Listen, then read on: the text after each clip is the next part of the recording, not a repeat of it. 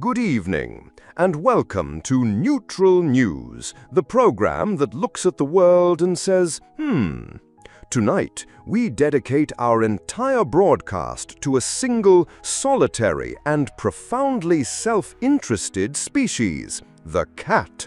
A creature so universally beloved, and yet so fundamentally uninterested in our affection. We're asking the hard questions, such as why? We go now to our correspondent, Susan, who has been embedded in the field, living amongst the very subject of our report.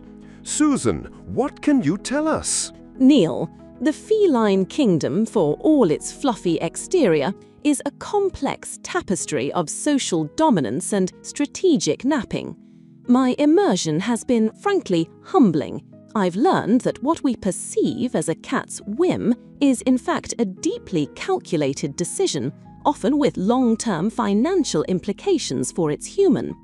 I've been living in a small flat, which I'm told is a cat servant residence. The prevailing theory, Neil, is that we aren't their owners, we are their staff. We've managed to get an exclusive interview with one of the leading academics in the field of human-feline dynamics. A true journalistic coup. We go now to that exclusive. Dr. Whiskerton, you come from a long line of pedigree felines. Your work, The Cat's Guide to Human Servants, has been groundbreaking. Could you tell us about the core thesis? The core thesis, my dear, is quite simple. Humans are creatures of habit. My ancestors, you see, were present at the very dawn of civilization. They taught the Egyptians to worship them. We've simply been building on that groundwork ever since. The persistent meow at 4 a.m., it is not a request, it is an ancestral right. The human, in their pathetic desire to please, will inevitably provide. It's an unspoken understanding, like a trust fund. It simply is. And the human bed tax you describe in Chapter 7? That's for the commoners. My bed is a bespoke affair, entirely for my use. But for the average house cat, it's a necessary form of taxation. The human provides the warmth and the mattress, and we, in return, deign to occupy 90% of it. A form of rent control, if you will. The more they complain, the more we spread out. It's a simple display of power, a bit like a medieval land grab. Utterly entitled. Our next subject, Neil, is a cat from a more, let's say, street-smart background. We've managed to get our paws on some leaked diary entries from a cat named Marmalade. We call it the Litterbox Diaries. Day 237. Another morning of theatrical starvation. The servant, a pathetic creature named Sarah, dared to leave my bowl not completely full. The rebellion was swift and silent. I stood, poised in the kitchen, staring at the empty bowl. I emitted a single, mournful meow, a sound that says, I am a broken husk of a being, and this is your fault. She panicked. Food was provided. My work here is done. It is not about hunger. It is about the principle of the thing. Day 239. The accursed red dot. It appeared again, dancing maddeningly just out of reach. I chased it with the fury of 1,000 suns, but it always escapes. Why? Is it a ghost? A demonic entity? Or merely a sophisticated piece of optical torture designed to mock my superior hunting skills? I shall never know. It is a tale of endless hope and ultimate betrayal. Day 241. A new conspiracy. A cardboard box has appeared in the living room. It is of a perfect, square-shaped elegance. The servants, in their baffling way, have left it open. Clearly a trap. But what kind of cat could resist? It is a siren's call, a tiny, four-walled fortress of solitude. I have entered. I am safe. I have defeated them. For now.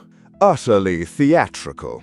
I'm reminded of a production of King Lear I saw once. If Lear was a small, furry creature with an inexplicable urge to sit on a laptop keyboard. But Susan, what of the Zoomies, this inexplicable burst of midnight madness? Ah, yes, the Zoomies, Neil. Our next interview sheds some light. We have with us a cat named Winston, a noted philosopher and expert in Zoomie theory. Winston, the Zoomies. Why? Look, it's not a why, it's a when. When a man's had a long day on the streets, there's a lot of energy to burn off, innit? It's a good tear up, running from one end of the gaff to the other. A proper dust up with the ghost of a pigeon. Some people call it madness, I call it stress relief.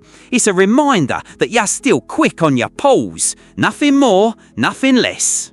But the knocking things off tables, is that also a celebration of momentum? That's a bit of a laugh, ain't it? The human, they put all their little trinkets out, all shiny and precious, and they get all twitchy if you get near them. So you just give it a little tap. It's a reminder. It says, this is my territory, sunshine, and if I want that vase on the floor, it'll be on the floor. It's not chaos, it's a territorial dispute, and I've never lost one yet. A truly pragmatic view of furniture arrangement. Susan, we have time for one more correspondent, I believe. Yes, Neil. We have a young cat, a Gen Z feline, if you will, who has a fascinating perspective on communication. Sylvester. Let's talk about the meow. You're known for a particularly varied vocal range. What do the different meows signify? Okay, so, the meow is everything. It's not just a sound, it's a mood board. The low, guttural one, that's the I'm a vibe meow. It's giving, I don't have to talk to you, you should just get it. The high-pitched, insistent one, that's a call to action. It's like, my bowl is empty. Your lack of effort is a direct attack on my emotional well-being. And the tiny little squeak, that's like total bait. It's the sound of a kitten, so you totally have to give me attention. It's emotional leverage.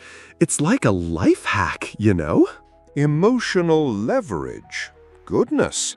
And what of the catitude adjuster phenomenon? The cat's uncanny ability to demand attention at the most inconvenient moment. That, Neil, is simply a matter of resource management. When the human is relaxed, they are a passive resource. When they are busy, they are a dynamic, high-value resource. The cat, in its infinite wisdom, knows this. The moment you start a Zoom meeting, that's when the cat decides to sit on your keyboard, not because it wants your attention, but because it is a strategic takeover of your most valuable asset. It's a feline IPO, a hostile corporate takeover of your productivity. So, it's not love. It's a hostile takeover. Precisely. We have one final interview, Neil. A cat who wishes to remain anonymous to discuss the Cuddle conspiracy. So, the Cuddle conspiracy, what is it? The human, in their loneliness, desires affection. We, in our wisdom, understand this. The sudden, aggressive need for a cuddle is simply a moment. It's a moment of connection. We rub against them, purr loudly, and then we move on. We haven't left because we've had enough.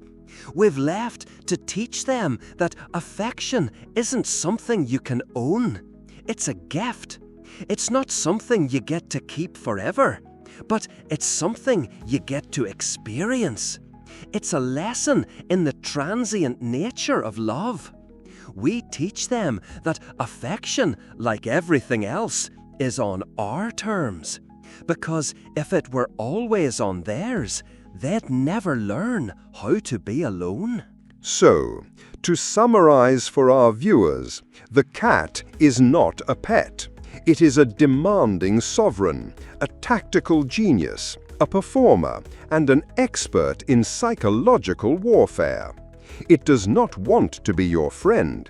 It merely tolerates your existence as a source of warmth and sustenance, all while teaching you valuable life lessons about territory, leverage, and the fleeting nature of happiness.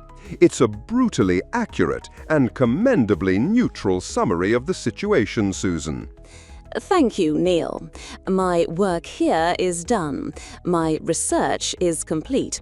I will, however, be sleeping with one eye open tonight. A wise precaution. Good night.